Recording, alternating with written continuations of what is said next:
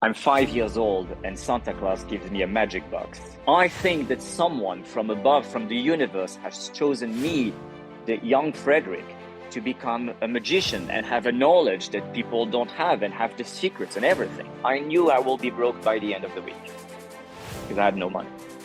So they gave me a 6 weeks contract. I know I can't pay the rent and the staff for the next week because I put everything on marketing. My entire life was more struggle and pain than just enjoying success. But I'm fine with that. It's the life that I decided to have. I started with 001, 002. I have 24 hours, bro. I'm going to go with every fucking combination. There's a difference between a dream chaser and a dream catcher. Hey, everybody, and welcome to the Dream Catchers podcast. I'm your host, Jerome. You are in for a treat, ladies and gentlemen. I've got Frederic de Silva in with me today from Vegas. And if you don't know who he is, you're about to find out. He runs the paranormal show at, well, let me not start there. I'm going to back up. Frederic, how are you, brother? Let's start there. I'm very good, very happy.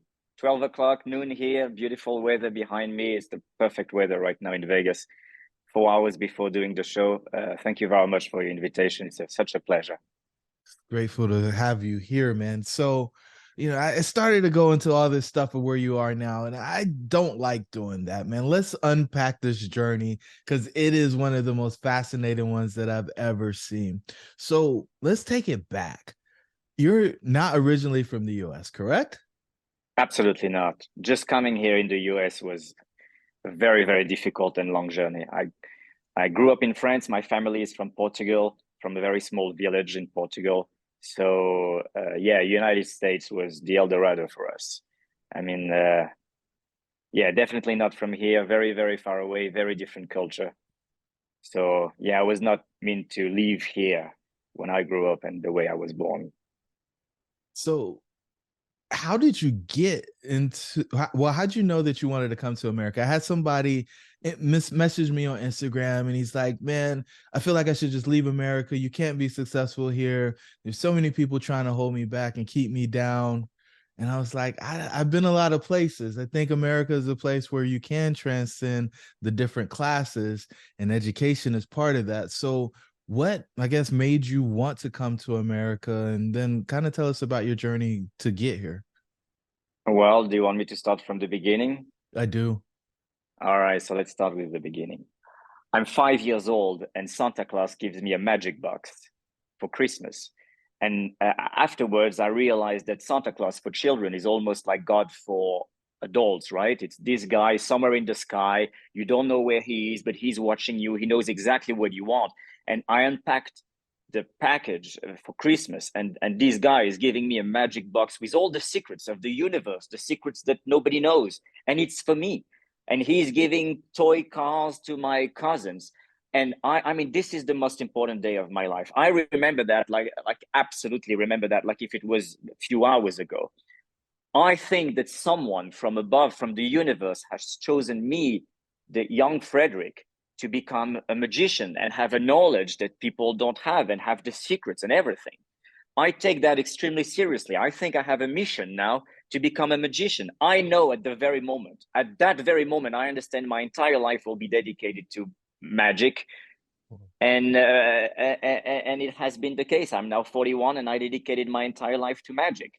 I also understand that people don't understand that and they're not going to perceive that because Santa Claus put this in my heart and he didn't put it in other people's hearts. So I kind of clearly understand that what happened in my mind at that moment, in my heart, no one will understand that. And I should not be mad for people not understanding my vision and my dream. I start performing to my family, to my friends, to everybody. And everybody's like, Frederic, this is amazing. You're the greatest magician. Of course, they were doing that because I was a cute 5 years old child. But I still believe that even the easiest magic tricks that I was doing at that age were really fooling people. And now I'm in the situation where I'm 5 years, and adults are everything when you are at that age, right? And I'm now 5 years doing things that adults don't comprehend, don't understand. And I think that this is a very interesting thing for me in the future. It educated me to understand that whatever I feel in my heart, whatever I'm doing, other people might don't understand that, but I still love them the same way. But I know for sure that I have to follow whatever feels right to me, because it's not normal when you're 5 years to do things that adult can't understand right away, right at the beginning here. There's something that is very unusual for a child. I perform, people clap, people were tipping me, my family, I had a little hat. People were having a great time. People were enjoying me so much performing that I thought this is what I want to do for the rest of my life. So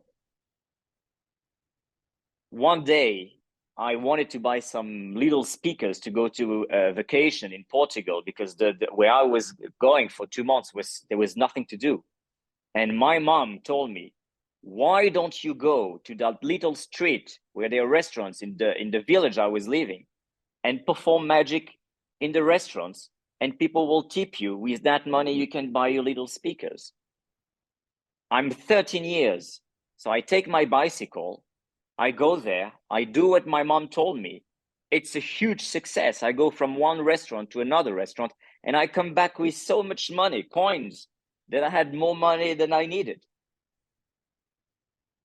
And it was actually so fantastic that one of the restaurants owner told me, would you like to come back? But we will pay you, so you don't go to the other restaurants. You just do magic for my clients. So from that day, I was already starting every day of the week, every Friday. I remember that. Every Friday I was working in that restaurant, and soon another restaurant noticed me and say, would you like to come on Thursday? And then another restaurant told me, would you like to come on Saturday? So by the age of 13, I'm in business. I'm working almost 4 days a week at night, and I'm still waking up at 5 o'clock in the morning doing my homework because I'm still at school, and I spend my day at school. So working hard has always been something that, I mean, my life is work, but I enjoy working. You know that saying that if you love what you do, you will never work one day of your life. So at the age of 18, I come to Las Vegas for the first time, and I realized for sure that, you know, I'm sitting in front of the Bellagio fountains, and in front of the Bellagio, you know, in between two shows of the fountains, I'm watching what I'm seeing. And just in front of me is Bally's Hotel, now called the Horseshoe, where I perform. And I have that thought, the magnitude of it is so incredible that I knew that it will mess up my life for the years to come. I look at the TV, at the giant TV screens outside of the marquee, and I say, I need to have my show here. I need to see my show displaying on these screens. And at the very same second, I say, oh no, that idea will never leave me. And now I'm going to have to go through the pain and suffering and challenge for the years to come. And that was a dream that was highly improbable to achieve. But I didn't give up. So how did I end up in America? Just coming to America is a nightmare. You need a visa. I couldn't get a visa. They told me you need to start to do competitions in the world of magic and win, so you can show to America that you're the best in your field. And that's what I did. I hated to do competition, but I still did it, and I won. And then I applied for a visa, and then I came here. And then I still couldn't get a showroom in Las Vegas because they didn't want to give me one. I started performing on the street. At some point, they finally gave me a chance for a 6 weeks contract. And on day one, so I put all my money on advertisement to put my face on the Las Vegas magazine because I can't mess up this moment. And on day one, I sold 0 tickets. Ooh. So Ooh. it was the beginning of a second life of struggle. So then it's been a long story, and then we've finally been here for 10 years. So you win the competition, right? And I guess you show somebody over here that you won the competition and that's why you were able to get a visa. And you say, I'm going to come to America. I'm going to perform magic on Las Vegas. And they say, all right, sure, buddy, come on. And so you're doing magic on the street in front of the horseshoe. Valleys. What's called the Yeah. horseshoe now, Yeah. right? Yeah. So you put all of your money, Yeah. your last money, Yes. in for marketing, Yes. Because I and don't want to nobody mess up this shows. moment. Nobody shows up. Well, during the time I arrived for the first time at 18, before they gave me a chance, there's 12 years of constantly coming back every month to try to knock at every door so someone can give me a theater to perform.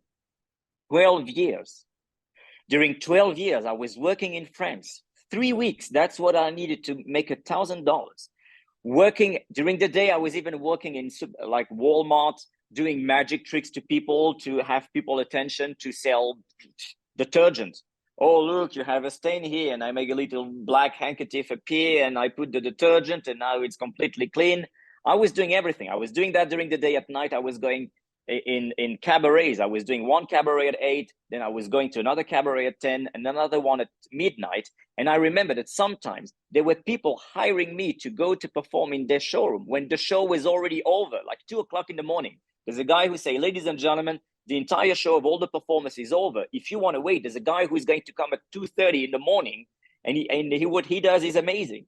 You can leave or you can stay. Some people were staying. Then I arrived in the middle of the night after performing all day long, and I was doing that so I could come back to America, try to knock as many doors as I can. The problem in Las Vegas specifically is you have 2 casino brands.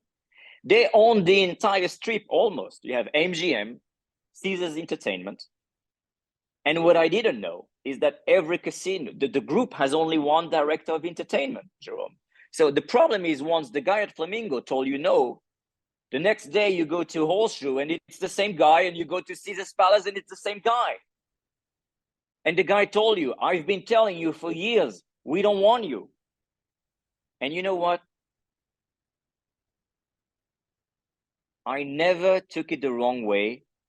I never thought that this guy didn't want me. I was like, it's extraordinary that these people don't know I'm going to have a show in Las Vegas one day. And I felt so blessed that the universe had allowed me to see the future so clearly, so brightly. And he obviously chose me because nobody knows that truth.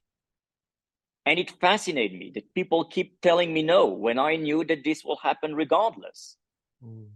How powerful it is. And later, I mean, nowadays, I'm like, what a fantastic way to approach failure. I never considered once that I had failed. Never. Never. I thought that I'm way stronger than people because I know what's going to happen, and they obviously don't.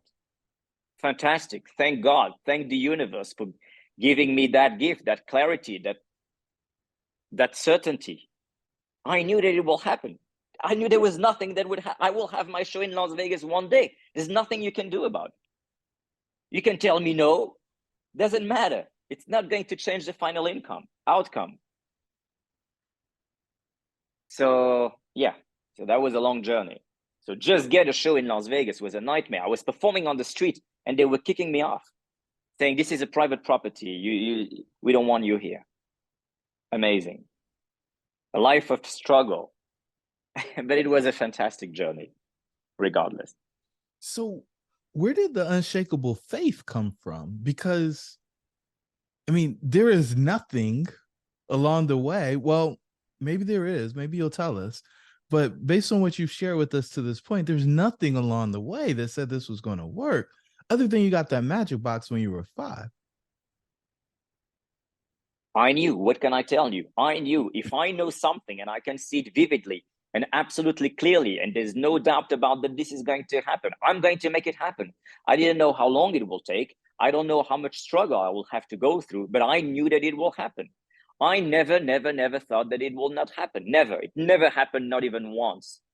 It never happened once. And you know what?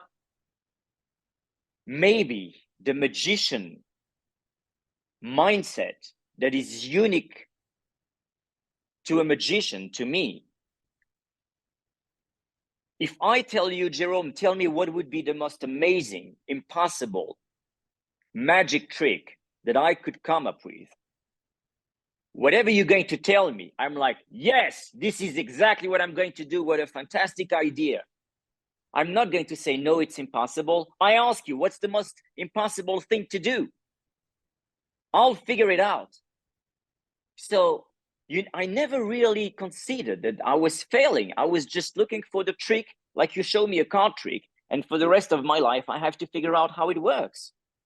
But if it's impossible to figure out, the more difficult it is, I know that the best the trick will be, because you will never figure out yourself. Nobody figured out yet exactly how I ended by having a show in Las Vegas that has lasted 10 years. It's the most magic. It was the most beautiful magic trick I could pull off.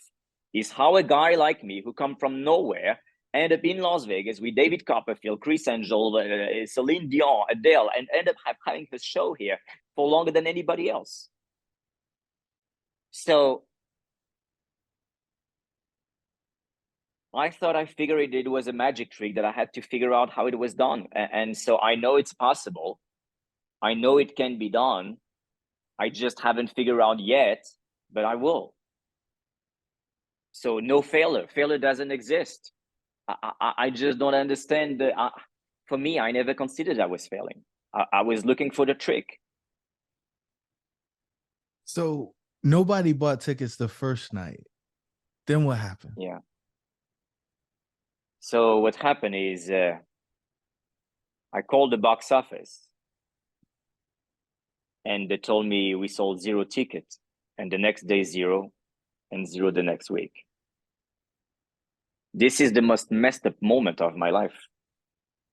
I'm now I was 30, 25 years of my life towards to one direction, asking one chance that I know that might never come back, particularly if I fail. It's probably more difficult for people to give you a second chance when you've been begging for so long and people tell you a chance and you fail, than just being fresh and say, let's give this guy a chance. We don't know. I cannot give up. For whatever reason, I can't give up. I mean, you have to understand, guys, that this is the only thing I want.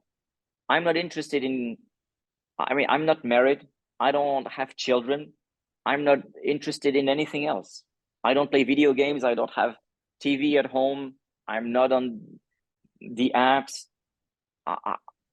This is the only thing I want. So if I give up, my life will be boredom, extraordinary.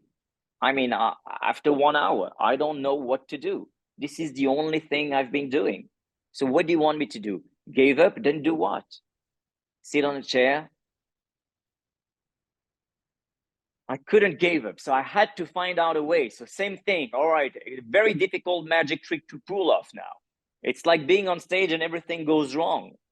What are you going to do? Cry? Leave the stage? No, you have to figure out a plan, and you have to find a plan immediately. I knew I will be broke by the end of the week because I had no money. So they gave me a 6 weeks contract. I know I can't pay the rent and the staff for the next week because I put everything on marketing. So I know that in 4 days, I'm done. The rent is coming on Monday. It's Thursday. I perform from Thursday, Friday, Saturday, and Sunday. On Monday, I have to pay my rent. I don't have the money. So here's my idea. I say, Frederic, your residency in Vegas is Thursday, Friday, Saturday, Sunday. I couldn't go work anywhere doing private events in America because nobody knows me, which is why I'm selling 0 tickets. I say, my show is at 4 o'clock. There's a flight at 9:30 to England. Then there's a connection. I can go back to France or Portugal, wherever I have my business. Everybody wants to make business with me in France because I've been working there for decades.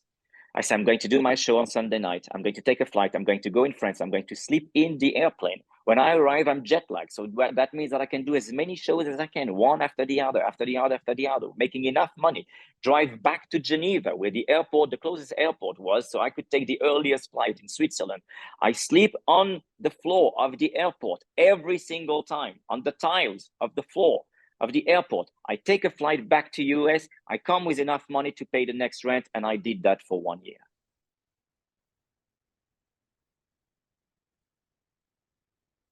1 year.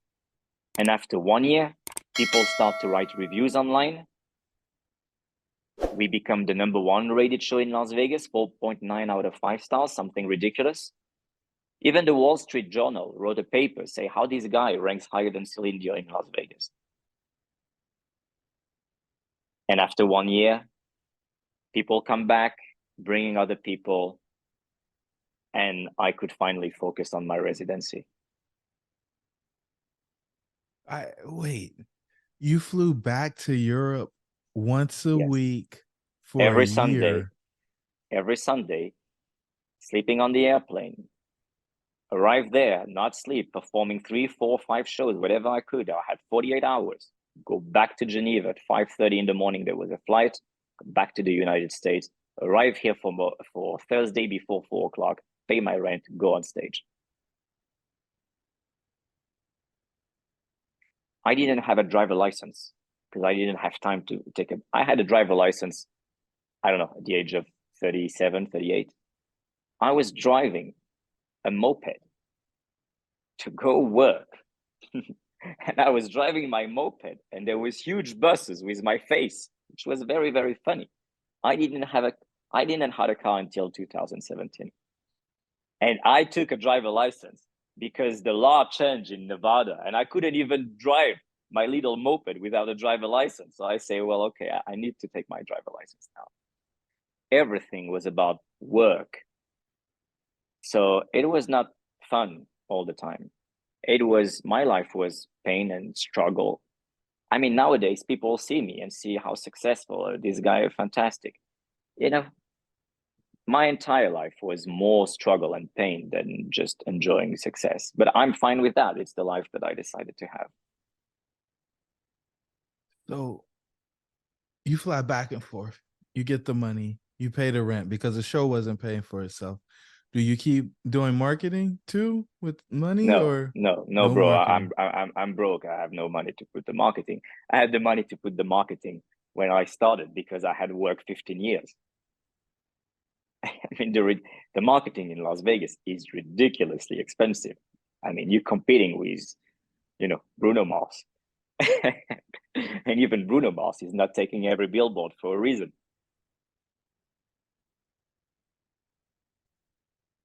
I don't care how much I pay to get to the next step.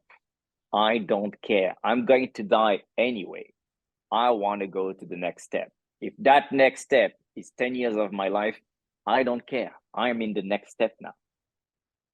Life is not interesting if there's no progression. Seeing a number growing up on my bank account doesn't save me a lifetime. It's nothing. It's delusional. Say more about that. Money in your bank account makes you delusional. You can't get back to time. It's the most valuable thing. You will end up sick anyway. You're going to die anyway. I have a very morbid way to see life, and I think that's also what forces me to work all the single time, to not waste my time. I mean, just before we got this interview, I was at the gym. I don't have TV at home, but they have these TVs, everywhere. And I'm watching. I mean, I'm not watching. It's displaying. The Price is Right. I didn't know that TV show was still on. And obviously, I notice a lot of very vivid colors like blue, and I mean, this kind of thing that capture your interest. I mean, I've been fascinated in manipulation of the mind forever. I do it in a good way to entertain people and hopefully, to shock them a little bit so I can trigger some interesting thoughts about life. But yeah, this is just, and now these people, like, honestly, look like clown. Someone called their name and they go in this way exaggerated joy and happiness and start to dance. I mean, the kind of, it's just, I'm mind blown to see that. And then they go in that crazy mood because they have a chance to win a washing machine that they already have at home. I'm mind blown. And then I'm like, Frederic, are these people happier than you? Ooh. Looks like. Do I want to be like these people? Definitely not. Definitely not. Then 2 minutes later, I come back and I see, and I still think it's the TV show and it's advertisement. The advertisement looks exactly like the TV show. It's a guy with a microphone talking and people being happy. And you understand how we've been manipulated all the time. These TV game shows have been created just to put some advertisements so you can spend your money on what they want you to spend your money. So they keep you in a very average life, right? Where you work 8 or 10 hours a day, you come home and on your day off, you watch this, and the small amount of money you have, they want you to invest in this and that. It's ridiculous. I'm shocked that people are not absolutely pissed off and don't do anything about it. But I guess I respect every way of living, and for some people, being happy and feeling joy is very important. And I don't have any lesson to give to anybody, but I just know that it's impossible for me. I pursue other values than just laugh watching something dumb thing on TV. So what do you pursue? What are the values that you're pursuing? I think I like to do very difficult things to do, and things that are stressful, and things that people don't have the courage to go through. To maybe carry myself with some pride and achievement. And I like to dedicate my entire life in one thing. And at the end of the show, every single day, I run from the backstage to go to the meet and greet, because people immediately leave the theater to see me. And I have that ritual every day. I wash my hands, I'm in front of the mirror, and I'm like, there is nothing I could have done today that would be so powerful, so worth doing, than my show for 10,000 times. It just doesn't matter. So I could go buy a sport car. I could go on a yacht. You could bring me girls. It will still not be that moment to be on stage and that connection with the audience. It's almost like I can see through their heart, through their soul. That moment when you touch people's hearts is I mean, it's worth everything. It's worth every struggle I had in my life. Every minute I put in it was worth it. It's so pure. It's so, that moment when the performer is on stage and it's the end of the show and people are standing up and they want to give you high fives, and they wait online to hug you or take a picture with you or tell you the great time they had. You can see through their soul almost. I mean, you can see that perfection that the universe put in each of us. That moment is so genuine, so close to perfection, so close to God, that it's worth absolutely everything I struggled in my life for. It's absolutely worth it.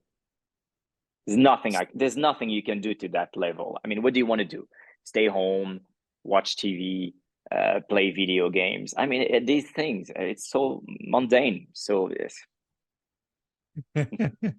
So what you're talking about, I call taking the red pill, where people are actually tuned into what's really happening and not ignorant bliss, where they're just coasting above and like nothing actually matters. Like you're talking about true mission work. You've said multiple times you can like see into their soul. What do you see when you look into the soul? Well, I'm a one-man show. I have 200 people in front of me watching me, and I'm the only one who can watch them, right? Even in their semi-darkness. My job as a mentalist on stage is to break every barrier of criticism, like, oh, I don't believe in this. You have a lot of barriers at the beginning. I'm a skeptic. I don't think this is real. The people on stage probably work for him. My job is to break these barriers. So at some point you can just enjoy it and just relieve completely your criticism or your analytic, mind, to just completely let it go. Exactly like when you're in a movie and at some point you completely forgot that you're watching the movie, you're absolutely immersed in this, and then you start to get emotional, you start to cry, you start to laugh. Your brain stopped to understanding that this is just a movie. You're really completely immersed in that movie, and that's what I try to do in my show. I try to break every single thing that you can put against, and I see the child on you. I see people start to have tears in their eyes. People start to be triggered to laugh to a certain times. I mean, these emotions go up and down, and this is when you see who truly people are. That big guy who was like this at the beginning is completely disarmed at some point. And that's what I see, that it feels like I'm going straight to your soul, because every barrier has opened, and it's so beautiful. It's so difficult to do that nowadays. But I came up with a system. I put more love in and more work in understanding my audience, and my audience are just human beings. I think that anybody else in the industry of show business, and this is where I think the way I approach things are very different. Usually, you know, magicians in particular have a lot of ego, and if you put a music, you arrive on stage, you appear, you put the girl in the box, or whatever you do, you don't even need an audience, right? You could just be filming this and find yourself fantastic. There's no connection with the audience. It's all about the guy on stage is fantastic and he can do something that you cannot, right? I really don't like that approach, right? To say I'm smarter than you because I can do that and you can't. Not very interesting to me. And that's certainly not the way you connect with an audience. So my goal is to almost pretend that I'm doing nothing and things are just happening. They're just incredible. Now I ask you to think of something and that the other guy guessed, or whatever happens. I don't touch you, but you feel it, but I did nothing. So I don't like to take the credit on me, So then the mystery is more, probably more close to something that is more philosophical about the life and the mystery of the universe. Hey guys, as you might know, a very small percentage of the people who actually listen to this podcast are subscribers. So do us a favor, subscribe. In fact, we did some analytics and we found out that only 25% of the people who listen are subscribers. And our goal is to get that to about 75% over the next 3 months. So do us a favor, hit the subscribe button so you get notified when our new episodes come. We plan to bring immense value to you guys going forward as we continue to improve the content that we create at Dreamcatcher. Your dreams should be real. Let's get back to the show. Then just I can make cards appear out of nowhere. That the cards are somewhere, right? If I make a card appear on stage, nobody believes that this card didn't exist. That the card was hidden somewhere. Come on. If I make a bird appear on stage, nobody knows that this bird didn't exist in this planet 1 second ago. And it's just been created like that. Or if it's not on the sleeve, it's on the jacket, or it's somewhere under the table. That bird exists somewhere and it was just hidden. It's not believable. So you don't touch. There's no brainstorm in your brain, the same way that if you see something that has no props, no nothing, that you can't backtrack, that just happened, that in your mind that you don't know how to explain. So the interest, number one for me, is look at people, look how they react, and how can I touch their emotion and their heart more than just I'm going to show you something amazing that you can't do, because now it's me against you, and I'm really not interested in doing that. So I always say I love my audience way more than I love magic. Love's a strong word. Love's a really strong word. So it seems like in the beginning, magic was your love. When did the audience become more important than the magic? I always think that the motivation is to please an audience. You know that magic is probably the only art that the performer cannot really enjoy doing himself, because I am the only one who knows how this is done. The magic never happens for me. If I want that magical, if I want to live my life living that magical moment, the only way I have is to create that for you in your heart, in your mind, and being connected with you enough, strongly enough, then that reaction that I got from you, I can take a little bit and put it here. I say, wow, that seemed to be very cool. I'm taking it a little bit from me. That was nice. Even if it's 20%, it's still very cool to me. Otherwise, I can't feed myself with magical moments, because I'm in control of the situation. I know how it works. I have to do that for you to take something back. It's very given, you know. Otherwise, I can do anything at home. I can do a painting at my home and find it fantastic. But magic is very different. You need the other people, you need the interaction, you need the Yes. exchange in order for you to get what you want out of it. You can't, this is truly service, right? It's not look at me how great I am. It's let me instill wonder. Let me allow you to suspend your disbelief. Let me expand what's possible for you. Let's Yes. break whatever the rules are so that you can become limitless. Yes. So I'm working with you. I mean, of course, I'm doing something, but particularly for mind reading magic, you know, there's no props, there's no nothing. So it's clearly you need an audience, you need a spectator to create something. Otherwise, it just doesn't work. So you are my medium to take the reward, you know. Without you, it just doesn't exist. I'm not going to read my mind and say, okay, I have a number in my mind, maybe it's 34. Yeah, 34. I can't do it on myself, for sure. Can't do it in front of a mirror. I can't do it on YouTube and film myself and do something. I do need someone. And, you know, also, I think that love for the audience came up by coming in Las Vegas and sell 0 tickets. I mean, you know, it's always the same thing.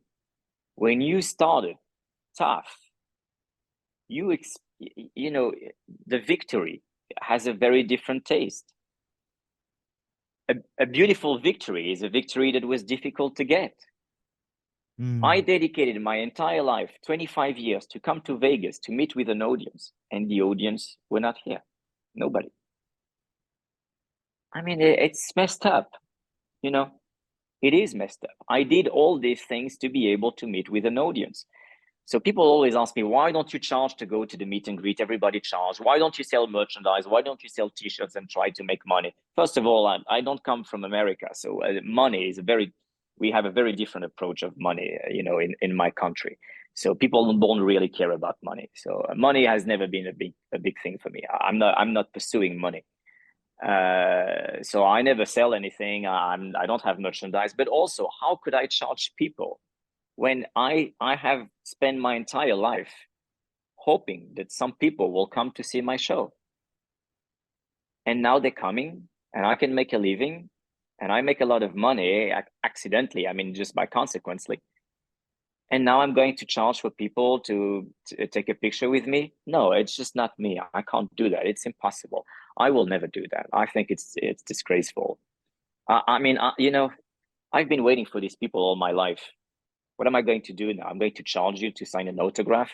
Come on, that's disgusting. You actually Uh, appreciate the people. and then what? I'm going to end up the show and going home, and there's people who want to talk to me. I mean, what kind of life is that? I can't leave the stage and just go home knowing that there's people here and everybody goes home. What is that? We just created something that we experienced together. And now everybody goes home because the 80 minutes is over. I don't, what and then what? I go home. It's crazy. I mean, you come see my show. I want to meet with you. Let's talk. Look, you came to the meet and greet. We talk, you know, and now here we are. I mean, you know, this is how this podcast would not exist. It would not exist. Yeah, you had a beautiful soul. You had a beautiful smile. You were impeccable. I knew that you were a great guy. You told me, "Hey, would you like to do my podcast?" And I say, "Absolutely." Well, it took a few months, but here we are, and I'm glad to. I'm glad that we are now friends. I'm still trying to figure out because you mentioned like the people that are on stage, they work for you, and I'm on stage, right? Well, first you take my watch, then I'm Nobody on works for stage. me. Nobody works for me on stage. Nobody works for Nobody me. works for you. Nobody. Nobody. No, there's no plans. There's no actors.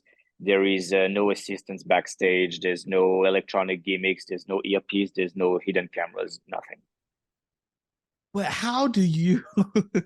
I draw the picture on the board, and then you draw the picture. Like Yes. there's different magic, right? Like there's cards, there's cut a person in half, there's mentalist, there's all these things. But the one that you do, like, is for me the most mind-blowing because you're literally, and I mean, if there's no headphones, if there's no cameras, if there's no stuff, right? Like you literally have to go into somebody else's mind to understand what they're doing so that you can predict what's going to happen and show the other people in the audience that you knew what that person was going to do. Right. You talk about connection, but I mean, there's intimacy there too, right? Because they've got to Right. trust you enough to let you in.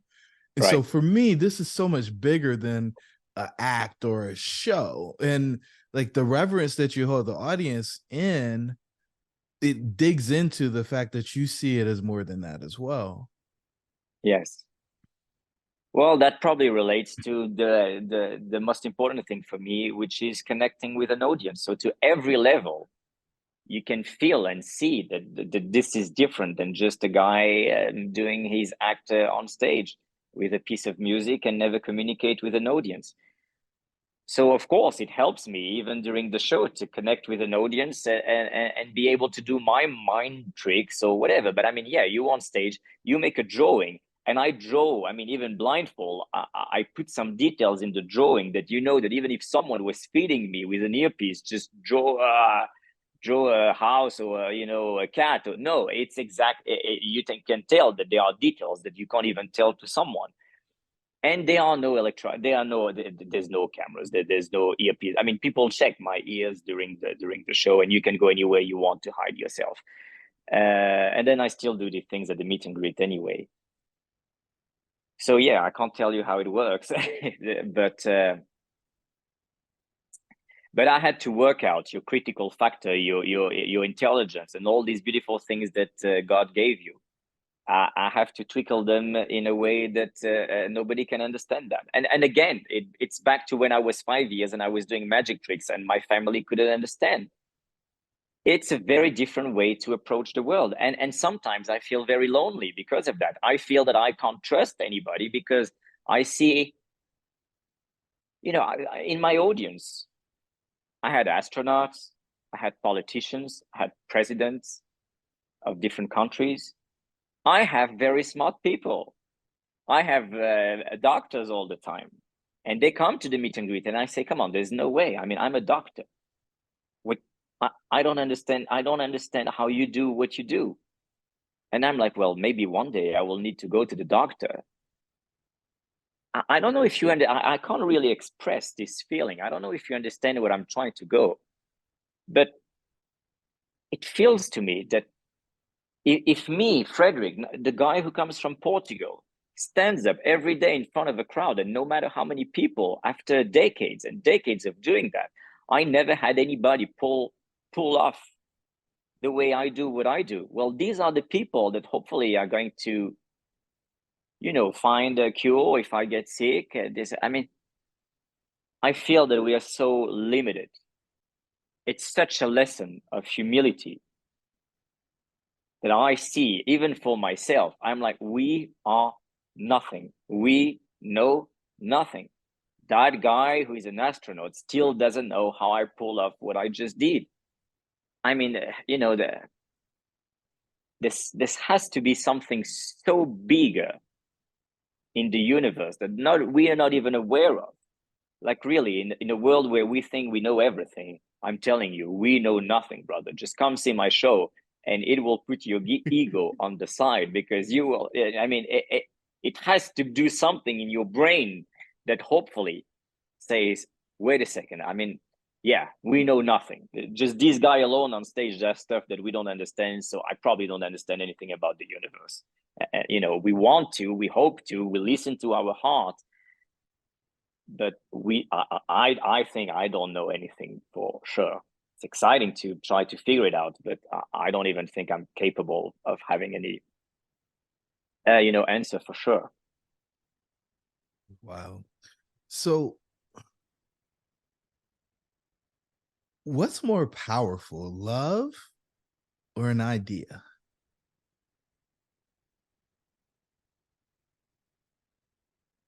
Well, the idea come from what? From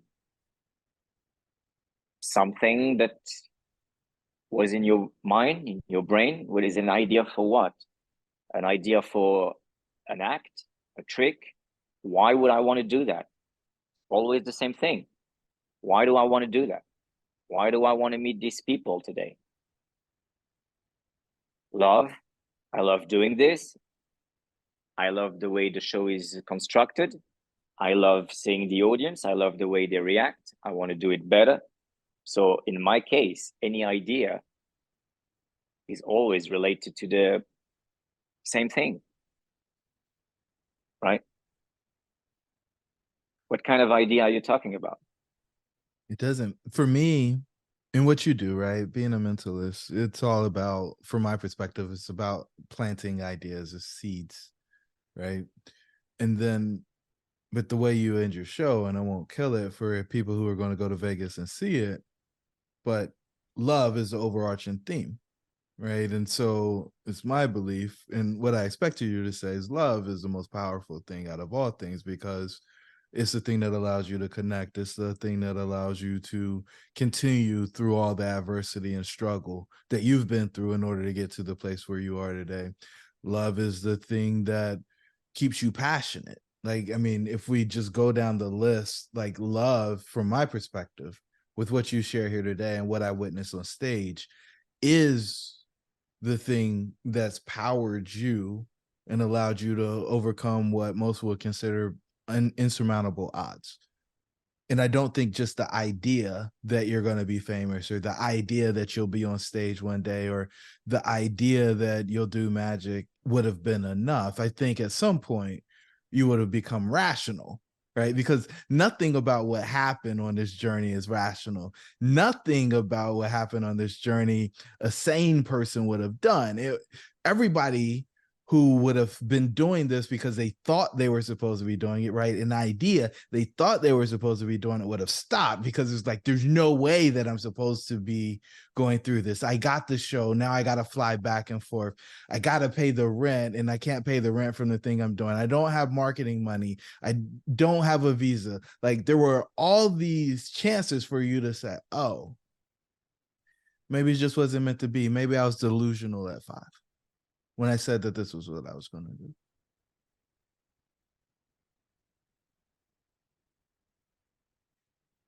I understand what you say. And there's nothing more powerful than love. Actually, people can do very bad things for love because their feeling get hurt at some point, you know.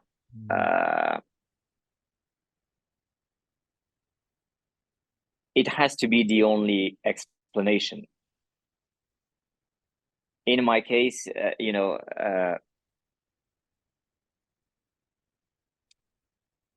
I mean, you know,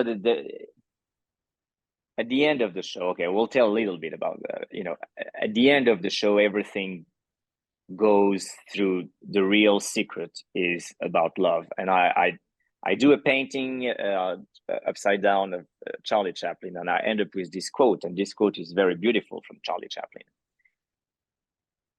We only need power if you want to do something harmful.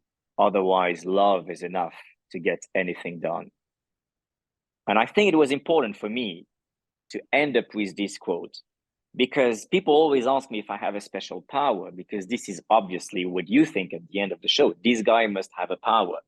And even though I am telling you, even if I'm a magician and a magician don't give away secrets, I'm telling you that what I achieve has nothing to do with the power, except the power of love. The power of love is so strong that it allows you to create amazing things. It allows you to work more than anybody else. It allows you to go through pain. It allows you to go to the suffering. It allows you to go through all these challenges. It doesn't matter. Because you still love doing what you do. You still love the progress. You still appreciate these little things. You still love the fact that it's still possible. You still love the fact that you don't know what tomorrow is going to be about, and you're excited about that. So it's an extreme powerful force. And that's why also, you know, people always ask me, can you motivate me? Can you tell me things? I never needed motivation. It was replaced by the power of love. I never think, okay, I have to work today. Look, you can go 2024. The calendar for my show is going to be on sale. You can name any day of the year and come to Vegas. And if you can't see my show that day, it means that you can see the day before, the day after. I don't think, am I going to be motivated on April 9th, 2024 to do my show? No, I have to do my show anyway. It's right there. People are coming now. They're waiting for me. Now they're going to be disappointed if I don't go on stage because I have a headache, or I feel sad, or I'm not motivated, or I didn't sleep because the alarm went off in my building. No, I still have to do the show anyway. I can't do that to people. So sometimes it's difficult to motivate people because they think that, you know, you just need to, you know, read a book or be with people that are motivated. It's always easier when you can find something in your heart that drives you naturally as a human person. You know, and discipline. I mean, just get disciplined, bro. I mean, just wake up every day and do the things you have to do. I will do my show regardless of what happened. I mean, I have a show to do. I can't have 100 people going to the box office and people there, we don't know, he's late, the traffic was terrible. I mean, no, I mean, I never arrived late because the traffic was terrible. My staff does, but it never happened to me. I mean, people are traveling. They take a flight to come and see you. And now what? Are you going to come up with an excuse because you have a little bit of pain or a headache? So when you can be motivated yourself, when you can be disciplined to do the things you need to do, it's way easier than just, wasting your time trying to, oh, I will do that tomorrow because I'm not motivated today. You know, motivation is a very, and the problem is, if you're disciplined, you will always beat with a guy that will do the things that he doesn't want to do, you know. And I always think there has to be a guy somewhere in the universe who also wanted to have a show in Las Vegas that looks like me. And I always think that this guy is going, might work harder than me. So if I take a day off today and he doesn't take a day off today, and he never takes a day off of his entire life. Then because I didn't do anything today, this guy is going to win me at the end. Is it worth it? No, it's not worth it. It's not worth it. So every time when I sit on the couch and I have nothing to do for half an hour, I'm like, it's your job to find something to do. And if you can't find anything to do, I'm going to ask you to take your flyers that you hate doing, go on the Las Vegas Boulevard and give your flyers to people like you were doing 10 years ago. Do you want to do that right now? No. Okay, well, you'd rather find something to do immediately. Otherwise, I'm going to send you there. And guess what, bro? I find something to do every single time. I can guarantee you that saying, and people are always, oh yeah, but I'm waiting for this, I'm waiting for that. I'm not doing this because then I'll have better picture. I have to build my Instagram first. I have to buy a microphone. I have to buy a new, oh, there's the new iPhone. It will have a better camera. We'll do it when we'll have the new iPhone. Oh, but wait, I need to change my haircut. I need to buy some new clothes. My teeth has to be done. Oh, today I have something here in my face. So maybe I'm going to learn more about makeup so I look better. People end up by never doing nothing, bro, never. That's the biggest thing. Excuse all the time. If you excuse yourself today to not do something because tomorrow, in a week, you will have something, it's never going to happen. And I noticed that all my life. I used to have a manager and he always push limits. Okay, but we have to wait because then you'll have a better video of your show. We're going to film this better. And then, yeah, but the artwork is not good. And we end up by never doing anything. The website can always be better, right? I do things immediately. I think about something and I'm immediately in action. It's almost instantly. It's the best way to know if an idea will work or not. Just start to do it right away. Particularly nowadays, right? With YouTube and internet, I mean, you can learn anything for free immediately. I mean, you don't have to waste 10 years of your life at the university. You don't need that. I mean, everybody's giving you free stuff, at least free stuff. If you have an internet connection, you have no excuse. You can learn absolutely anything. Don't you think so? 100%. And taking action is the difference. It's the game, because everything else it spoils on the shelf, right? You're every good idea that didn't get executed was because somebody waited to do it. Every single one. Absolutely. And if it's not perfect, it's okay. I mean, you can do it 150 times, 200 times. It doesn't matter. I'll tell you a secret of a trick that I did in my life for television that I never share with anybody. One day, I was in Portugal. I did 300, 400 TV shows in Portugal. I had to come up with new stuff all the time. So the guy, I'm live on television and the guy gives me a lock. How do we call a lock? Lock with a number, 4 numbers? Yeah, combination lock. Exactly. And he tells me, this is my lock. I'm the only person who knows the number. If you can come tomorrow with this lock open, I know that you're the real deal. I say, no problem. The end of the TV show, I have 24 hours. I have no idea what the code is. I started with 0, 001, 002. I have 24 hours, bro. I'm going to go with every fucking combination. I don't care. This is the only way of doing it. I don't know how else I could do. I will go with every combination. And I found the combination and I went the next day and the thing was open. I could have failed 900. I will still open the lock at some point. Doesn't matter. I will fail more than I will win, but that win is worth all the failure. So I will do it. Take action. I couldn't say no. So this is how I did it. Sometimes I achieve things just because people don't think that I'm crazy enough to go with the work that is necessary to do to be able to achieve that little thing. Because you think it's not important. For me, it's so important. It's extremely important. If you tell me you have to spend 10 years learning every word on the dictionary to know every position of every word, I will do it. I don't care, because in 10 years from now, you can say any word. I open the dictionary and I tell you it's at that page.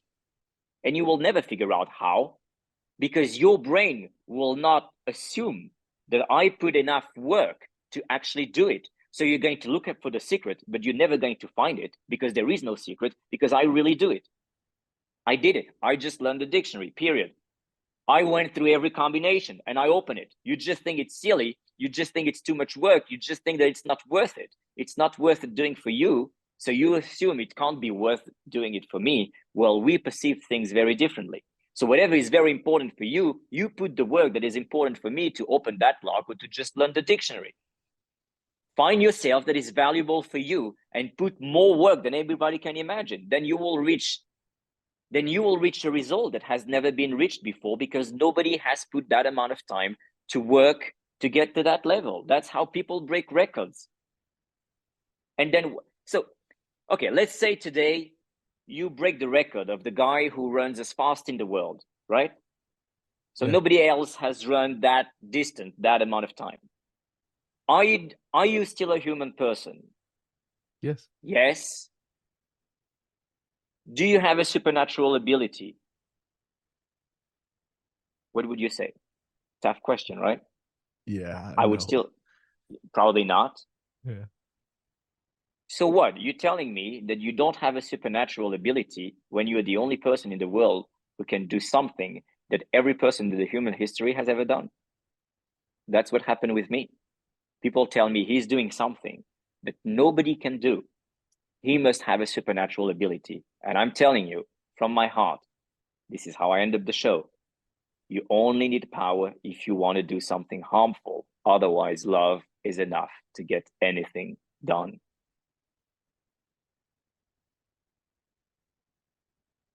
This is crazy.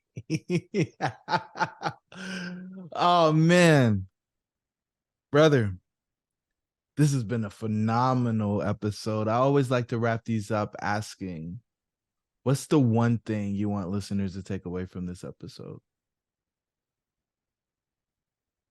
In a world where you can be anything, be brave enough to be yourself.